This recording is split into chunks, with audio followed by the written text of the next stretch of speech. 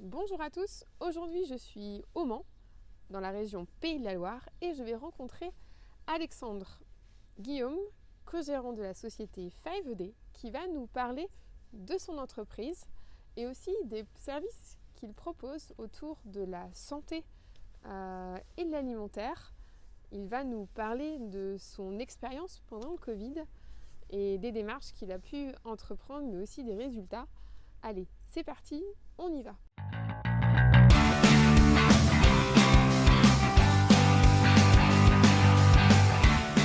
Bonjour Alexandre. Bonjour Loïc. Merci de m'accueillir ici au Mans, dans ton entreprise 5D, pour la poursuite de ce Tour de France que je fais. Et là, nous sommes donc dans les Pays de la Loire. Exactement. Donc merci de m'accueillir. Alors je suis venue te parler, t'interviewer, car comme tu le sais, la chaîne Agir pour changer le monde, c'est la chaîne qui met en valeur les entrepreneurs et les territoires et collectivités qui s'engagent dans ce changement de modèle économique. Et je sais que 5D est une entreprise qui est là pour changer le monde par ce que vous apportez. Donc je voulais effectivement vous mettre en lumière et c'est l'objet de cette interview.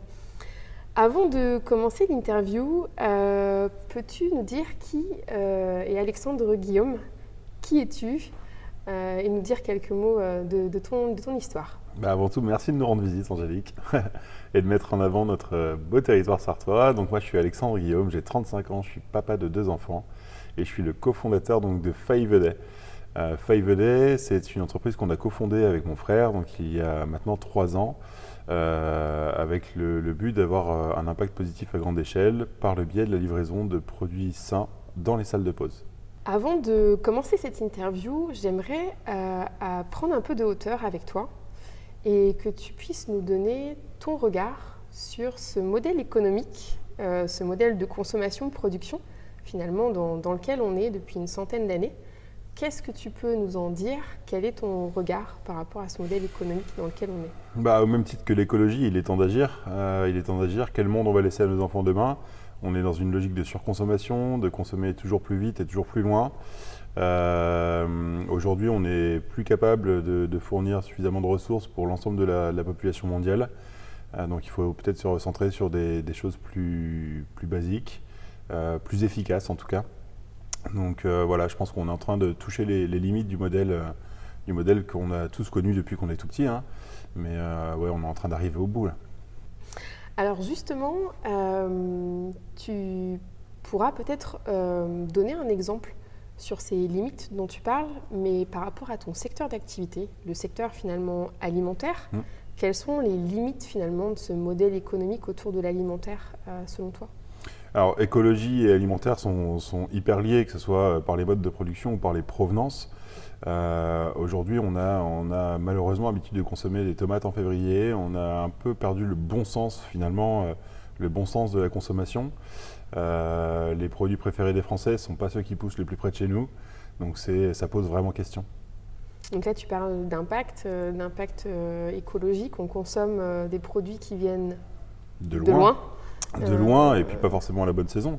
On peut avoir d'excellentes tomates françaises, mais il ne faut pas croire qu'elles poussent en hiver. Bien sûr. Voilà. Bien sûr. Alors justement, 5D, elle a pour but, cette entreprise, d'aller au-delà des limites de ce que tu viens d'énumérer, de l'impact environnemental des produits qui viennent de loin. Est-ce que tu peux nous parler de ton histoire, l'histoire de 5D? Bien sûr. Donc en fait, avec Thibaut, qui est mon frère, quand on a décidé de lancer 5D, avant de savoir quel produit on voulait lancer, ou exploiter en tout cas, on s'est d'abord concentré sur notre mission d'entrepreneur. Et notre objectif qu'on a pu écrire, notre mission, c'est d'avoir un impact positif global et qui touche le plus de monde possible. Donc en fait, on l'a décliné en plusieurs parties. Effectivement, donc tout d'abord, c'est l'écologie, donc c'est des produits éco-sourcés, donc c'est-à-dire bio ou issus de l'agriculture raisonnée. C'est le plus de produits locaux possible, même si j'expliquerai plus tard, on ne s'arrête pas qu'à ça. C'est le plus de produits locaux possible, donc tout ce qu'on trouve en local, on va le mettre en local. Ce sont nos modes de livraison, donc toujours par rapport à la planète, on livre en vélo ou en véhicule électrique pour limiter les émissions de gaz à effet de serre. Pardon. C'est également un partenariat avec une ONG qui s'appelle Planète Urgence, donc, qui mène des programmes de reforestation et à qui on abonde, auprès de laquelle on abonde donc, pour participer à la reforestation mondiale, donc par le biais de nos clients. Voilà donc pour la partie écologique. Sur la partie sociale, donc on travaille en partenariat avec des ESAT ou des chantiers d'insertion, donc ça c'est vraiment pour le côté inclusion, sur la partie préparation de commandes notamment, sur des opérations logistiques. Sur la partie santé, bien sûr, puisqu'on apporte des produits, une alternative saine, des produits sains dans les salles de pause, puisque ce sont des fruits frais, ce sont des fruits secs, c'est du café en grains, donc voilà, pas de café sous vide. Voilà, donc notre objectif, voilà, il est quand même global. Et puis pour revenir dernier point sur l'écologie, donc la logique de zéro déchet, puisqu'on utilise des cagettes en bois qu'on ne fait pas produire, qu'on récupère auprès de producteurs et qu'on réutilise chaque semaine, ainsi que des bocaux en verre pour les fruits secs. Alors justement, on va revenir sur ton histoire, sur ce qui s'est passé pendant le Covid. Ton activité à la base, c'est d'apporter des produits sains dans les salles de pause des entreprises. Qu'est-ce qui s'est passé pendant le Covid ? Qu'est-ce qui t'est arrivé pour que tu complètes ton activité vers d'autres services ? Tu peux nous en parler ? Oui, alors ça a été clairement plus qu'un complément, ça a été une activité de substitution au début, puisqu'on a perdu 100% de notre activité B2B en l'espace de 48 heures. Donc rapidement, on s'est retourné dans notre petit bureau en se disant mais qu'est-ce qu'on va bien pouvoir faire à partir de lundi. On a des fruits en stock, on a des choses sur les bras. Les marchés venaient d'être fermés, les hypermarchés étaient un petit peu fuis par la population par la crainte de contamination. Et du coup, on a décidé de lancer un site e-commerce, mais un site e-commerce local, donc c'est-à-dire qu'on livrait sur Le Mans et sur Orléans des produits frais à destination des particuliers qu'on venait livrer à domicile. Donc en fait, on a agrégé un certain nombre de partenaires locaux, des artisans, que ce soit des bouchers, des chocolatiers, boulangers, etc. En plus de notre activité qu'on maîtrisait déjà sur la partie fruits et légumes. Et donc on est venu livrer directement les particuliers à leur domicile. Donc ça a duré ça existe encore, mais ça a duré quasiment 1 an où on n'a fait que cette activité-là. Exactement. Comment se sont passés ces 1 an et demi ou 2 ans de Covid ? Est-ce que tu peux nous en parler dans les détails ?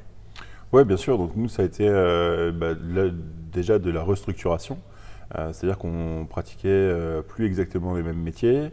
On a dû restructurer notre entreprise, on a dû repenser nos circuits d'approvisionnement également, tout en gardant nos valeurs profondes, que sont l'écologie, la proximité, le circuit court et la qualité, bien sûr. Donc voilà, ça a été vraiment une grosse période de réflexion et de remise en question permanente, puisque on est parti, donc on a démarré comme je te disais en 48 heures, mais toutes les semaines on se remettait en question sur une amélioration possible, sur un constat. Donc ça a été des périodes de grande euphorie et de grande déception aussi, c'est-à-dire qu'on a tenté beaucoup de choses en tout cas. Voilà, on a tenté énormément de choses. Avec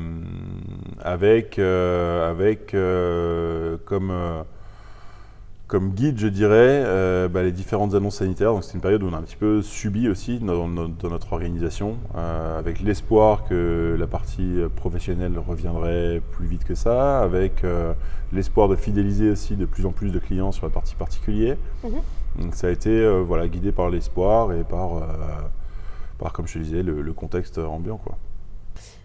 Quels ont été les résultats finalement de ton expérimentation pendant le Covid ? Est-ce que tu as des chiffres à nous donner, une augmentation de ton chiffre d'affaires, plus de clients ? Alors ça a été un énorme pic, je ne pourrais pas te donner de données comparatives puisque c'était vraiment une nouvelle activité qu'on a lancée, mais ça a été un énorme pic au lancement, ça a été un très très gros pic au lancement. On a fidélisé une bonne partie de ces clients qui ont testé le produit et certains donc, seront retournés malheureusement sur le circuit plus traditionnel, mais on se dit qu'on a déjà accompli un petit bout du chemin ou une petite mission en convertissant certaines personnes au circuit court et en réussissant encore aujourd'hui à les faire adhérer à ce modèle. On va revenir sur 5day, la mission de l'entreprise 5day. au cœur de l'activité des produits sains à disposition des entreprises et du B2B, ce que vous proposez. Est-ce que tu peux nous parler justement de cette mission d'entreprise que vous vous êtes fixée? Tout à fait. Aujourd'hui, Five-A-Day, donc on est un opérateur du domaine de la qualité de vie au travail. Au-delà des fruits ou des fruits secs, enfin, voilà, ça c'est juste un moyen. Aujourd'hui, nous, ce qu'on cherche à créer, à générer, c'est des nouveaux lieux de vie dans l'entreprise, des nouveaux points de rencontre. On le sait, dans les entreprises, il y a souvent deux équipes, l'équipe café et l'équipe cigarette, et puis il y a les autres. Ces personnes-là, elles loupent pas mal d'échanges, elles manquent des moments de convivialité aussi, et donc nous, on vient créer ce nouveau point de rencontre autour du présentoir à fruits, proposer des moments, voilà, on se définit comme des créateurs de pauses conviviales, et derrière tout ça, se cachent effectivement ces notions de bien-être en entreprise, d'échanges informels qui créent aussi de la richesse pour l'entreprise. On sait que la communication informelle dans une boîte, c'est très très riche, au-delà de la circulaire qui passe par mail. Et puis, faut se dire qu'on passe quand même énormément d'heures de notre vie au travail, donc autant qu'on s'y sente bien. Et donc voilà, on vient traiter ce sujet-là donc, par l'apport de notre service finalement. Donc finalement, ce que vous visez dans votre mission d'entreprise, c'est un objectif immatériel, la santé, le bien-être. Donc on se tourne là vraiment vers un nouveau modèle économique qui n'est plus en fait un modèle en volume où tu fais ton chiffre d'affaires sur du volume que tu auras pu générer, mais finalement sur un objectif immatériel que tu vas apporter en fait aux personnes qui vont consommer ce service que tu leur apportes. Effectivement, le vrai résultat de notre activité, c'est le bonheur qu'on génère. C'est ce que nous, on va mesurer, c'est de quelle manière évolue le climat social dans nos entreprises clientes. C'est pas forcément le nombre de kilos de fruits consommés. Donc c'est vraiment cet impact qu'on va venir mesurer derrière et qu'on va pouvoir communiquer auprès de nos clients. Et finalement, je ne pense pas qu'ils achètent des fruits aujourd'hui. Enfin, ils achètent des fruits certes pour les consommer, mais je pense qu'ils achètent aussi autre chose derrière en termes d'augmentation du niveau de bonheur de leurs équipes et indirectement du niveau de productivité aussi, parce que il y a une maxime qui est de Richard Branson, donc le patron fondateur de Virgin, qui dit « Prenez soin de votre salarié, ils prendront soin de votre entreprise ». Et pour moi, c'est criant de vérité. C'est-à-dire que voilà, quand on se sent bien dans un endroit, quand on se sent bien dans une équipe, on n'est jamais aussi bon qu'à ce moment-là. Est-ce que tu as des indicateurs particuliers pour suivre finalement cette performance de service que tu proposes? Est-ce que tu te bases sur certains critères? Quels sont-ils? Alors, on propose régulièrement des sondages internes chez nos clients. Donc, pour savoir quel effet produit notre service déjà. Et puis on se base chez nous de notre côté, donc on est sur la forme d'un abonnement sans engagement, donc on se dit que si les clients ne se désengagent pas, c'est que tout va bien. Et on a un taux de fidélisation à 98%, donc c'est qu'on doit faire quelque chose de bien quand même. D'accord. Alors ce que je vois finalement, c'est que tu t'es fixé des objectifs immatériels à suivre dès le départ de la création de ton entreprise. Toi, tu n'as pas été accompagné finalement par des accompagnateurs sur ce changement de modèle économique. Et tu as intuitivement finalement su vers quoi te tourner comme objectif immatériel, la santé, le bonheur dans l'entreprise, le bien-être, qui sont des objectifs immatériels en fait dont on a besoin de mettre en place. Ça vaudrait le coup qu'on te mette en lien avec le club de ta région. Alors c'est vrai qu'à Pays de la Loire, il n'y a pas encore de club sur cette économie de la fonctionnalité de la coopération, mais ce club va bientôt être créé au sein des Pays de la Loire et ce sera l'occasion de rejoindre pour toi ce club et d'être entouré d'entrepreneurs qui changent aussi de modèle économique. Oui, tout à fait. L'idée de se retrouver entre changeurs de monde, c'est plutôt chouette. C'est vrai que nous, on n'avait pas forcément connaissance de ce terme d'économie de la fonctionnalité et de la coopération. On l'a fait, comme tu l'as dit, de manière intuitive et c'était quelque chose de bon sens pour nous. Maintenant, voilà, si on peut évangéliser un petit peu nos pairs et en étant plusieurs pour faire ça, ça sera top. Quelles ont été les étapes de réflexion que tu as pu avoir pour créer Five-A-Day? Alors on les a menées à deux, ces étapes, donc avec Thibaut, et on a commencé par s'interroger sur nous-mêmes. qu'est-ce qui nous tenait à cœur, parce qu'on s'est dit que voilà, quitte à monter une entreprise, autant qu'elle nous ressemble, qu'on s'y sente bien et qu'on soit à l'aise avec ce qu'on fait. Donc on a commencé par s'interroger sur nous-mêmes, quelles étaient nos valeurs profondes, à l'un et à l'autre, qu'est-ce qu'on pouvait mettre en commun, qu'est-ce qui nous différenciait aussi, bien sûr. Et c'est comme ça en fait que voilà, nous est venue cette mission d'avoir un impact positif global. Pour nous, faire le bien, laisser une empreinte positive, faire en sorte que nos futurs collaborateurs soient hyper à l'aise aussi avec le produit, avec le service, en soient fiers. Voilà. Donc il y a vraiment cette notion de valeur personnelle qui a motivé nos choix. Et puis derrière, voilà, comme je disais, c'était que des moyens, c'est-à-dire que comment est-ce qu'on fait après pour avoir cet impact positif? On l'a décliné, comme je te l'expliquais tout à l'heure, sur les items de l'écologie, de la santé, de la partie sociale, etc. Mais dans ce process de création, c'est vraiment nous, en tant que personne, et ce qui nous animait profondément, qui a fait qu'on a créé 5A comme ça, et qui a donné ce résultat. Tu fais partie du CJD du Mans. Oui. Et aussi du réseau Entreprendre. Est-ce que tu peux nous parler finalement de ces démarches entrepreneuriales que tu as menées avec ces deux réseaux? Bien sûr, donc le CJD, comme tu le sais, c'est l'école du dirigeant, donc j'y ai appris énormément de choses et j'y apprends encore beaucoup de choses, de par les formations, mais surtout par l'échange avec mes pairs, qui eux-mêmes ont mené des expérimentations dans leur structure. Donc c'est toujours des échanges hyper inspirants et ça nous fait grandir et nous fait évoluer dans nos pratiques, donc c'est plutôt très chouette. Pour ce qui est du réseau Entreprendre, donc effectivement on est lauréat donc, du réseau Entreprendre Sarthe dans la catégorie Impact. Voilà, donc le réseau Entreprendre valorise finalement l'accompagnement des entreprises à impact, des entreprises à mission, sur un accompagnement donc, de 3 ans au total, donc avec une phase amont, un comité d'engagement donc, qui nous consacre lauréat, quoi. Et puis derrière un accompagnement donc par des chefs d'entreprise expérimentés qui nous font cheminer, je dirais, dans notre projet à plus long terme. Quelles sont tes prochaines perspectives dans les mois à venir? Est-ce que tu as des projets? Est-ce que tu peux nous en parler? Bien sûr, donc là on a une grosse échéance à partir de 2022 puisqu'on développe notre réseau sous le format d'une franchise. L'idée c'est d'être toujours plus proche de nos clients et toujours plus proche de nos producteurs, donc dupliquer le modèle 5A qu'on a pu aujourd'hui monter sur Le Mans, Orléans et Paris, le dupliquer sur 2022, donc sur 6 villes, notamment dans l'Ouest, donc dans un rayon de 200 km autour du Mans, pour garder cette notion de proximité, c'est-à-dire que certains opérateurs aujourd'hui sont basés à Paris et drivent leur activité au niveau national. Nous, on veut vraiment avoir des petites entités locales pour toujours être raccord avec nos valeurs de circuit court. Est-ce que tu aurais des recommandations auprès de chefs d'entreprise qui peuvent t'écouter? Est-ce que tu aurais des conseils à leur donner? Alors, je ne me sens pas légitime pour donner des conseils. En tout cas, je peux essayer d'inspirer certaines personnes en disant qu'à partir du moment où on a une entreprise qui nous ressemble, on se sent bien. On ne fait jamais rien qui soit en contradiction avec nos valeurs, avec nous-mêmes. Donc on se lève tous les matins avec le sourire, même s'il y a forcément des problèmes aussi. Mais on sait que ce qui nous anime profondément, c'est ce pourquoi on œuvre tous les jours.